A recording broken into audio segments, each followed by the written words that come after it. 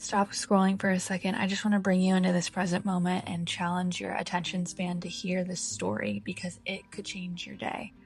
I was on a walk this morning when I noticed a butterfly land on a flower, and I don't know why, but I stopped because something about it felt like a message that I needed to hear.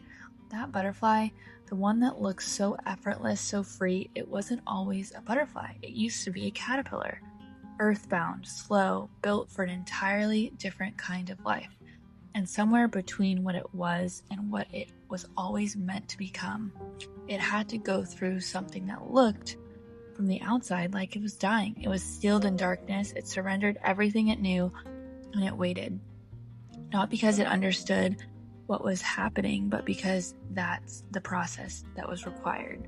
And I've been thinking a lot about patience lately. Isn't it just so crazy that patience is the first word in the Bible to describe love? In 1 Corinthians 13, it's the very first word that describes love, patience.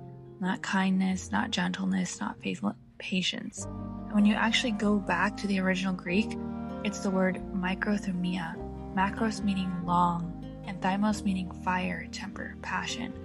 So patience isn't passive. It isn't just this quiet resignation. It's keeping your fire burning. It's staying tender when everything in you wants to harden. It's remaining when the outcome is completely unclear. And here's what I kept coming back to. The caterpillar doesn't know it's becoming a butterfly. It doesn't know how long the darkness lasts. It doesn't know what it's turning into. It just knows it has to surrender to a process that it doesn't fully understand. And in that surrender, in that sealed, quiet, lightless place, it is not alone. Because God just doesn't ask us to be patient. He also is patient with us. He holds the long view.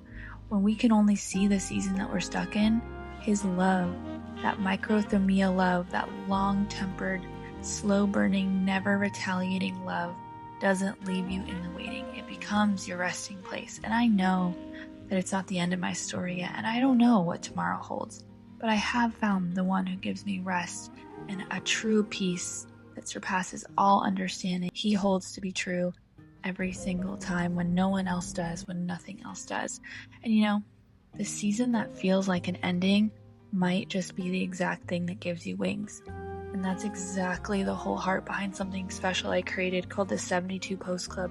Every month I send a beautiful envelope full of scripture, a devotional letter, an art print, stationery, an activity, a playlist.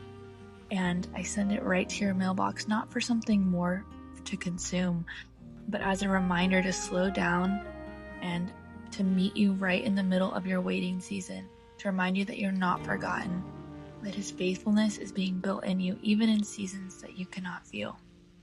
The process isn't punishment, it's preparation. If this message touched you today, would you do me a favor and press the share button or send it to someone that you really care about so that this video can reach others? And as always, the link is in my bio if you want to learn more about my mail club.